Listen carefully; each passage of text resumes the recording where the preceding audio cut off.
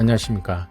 신앙의 집을 바르게 짓는 사람들의 교회 신집사교회 연무승 집사입니다.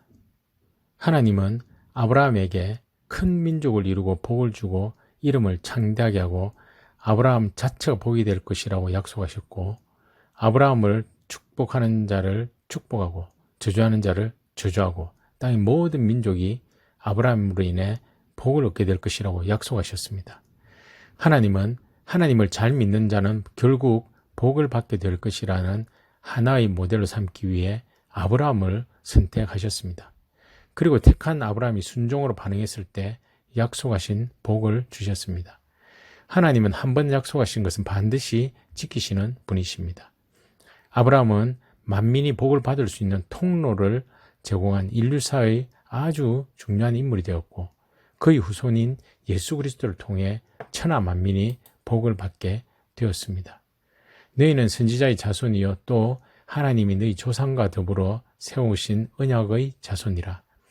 아브라함에게 이르시기를 땅 위의 모든 족속이 너의 씨로 말미암아 복을 받으리라 하셨으니, 내 자손을 하늘의 별과 같이 번성하게 하며 이 모든 땅을 내 자손에게 주리니 내 자손으로 말미암아 천하 만민이 복을 받으리라 라고 사도행전과 창세기에 기록하고 있습니다.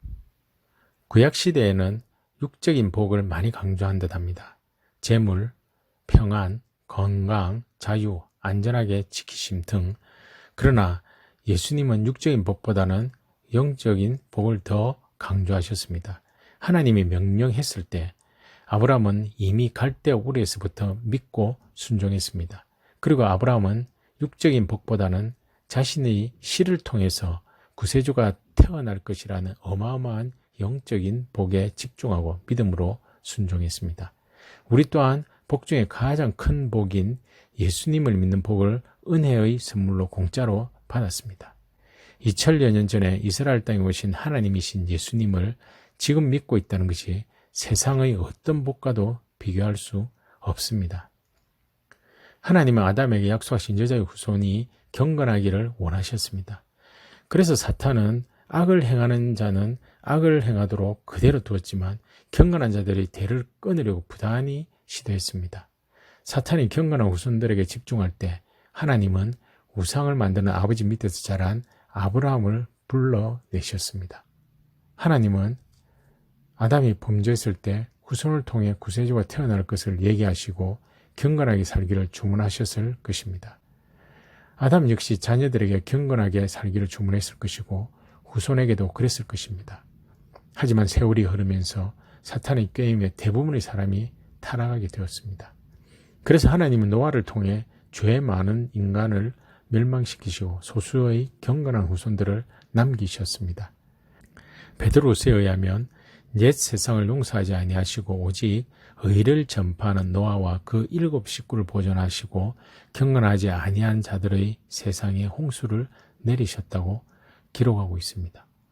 하지만 세월이 흐르면서 대부분의 사람들이 또 사탄의 꾀임으로 죄악에 빠졌습니다. 하나님은 노아와의 약속을 지키시기 위해 다시금 그들을 죽이실 수는 없으셨습니다. 하나님은 사탄이 생각지도 못한 방법으로 우상을 만들고 우상을 섬기는 사람 셈의 후손 데라의 자녀를 통해 하나님의 일을 시작하기로 계획하셨습니다.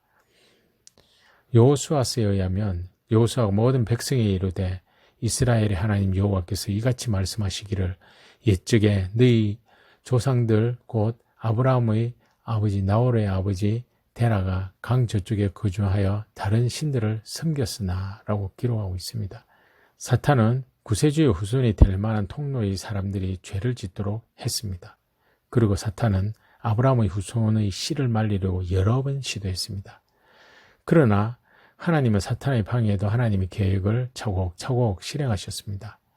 하나님은 아브라함을 선택하셨고, 아브라함은 자신과 아내가 나이가 너무 많은 걸 알았지만 자식을 바랄 수 없는 중에 바라고 믿었다고 로마서 4장 18절에서 기록하고 있습니다.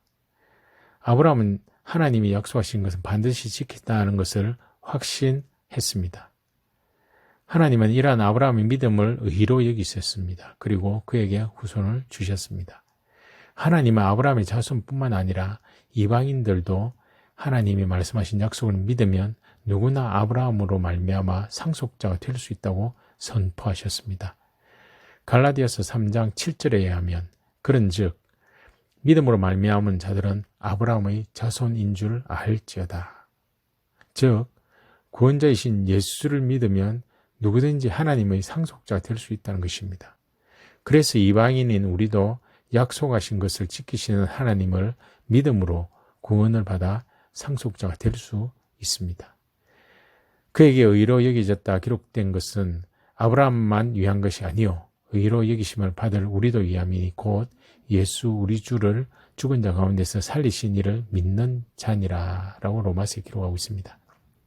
하나님의 말씀에 믿음과 순종을 반응한 아브라함은 자신의 후손뿐만 아니라 모든 인류의 축복의 통로가 되었습니다.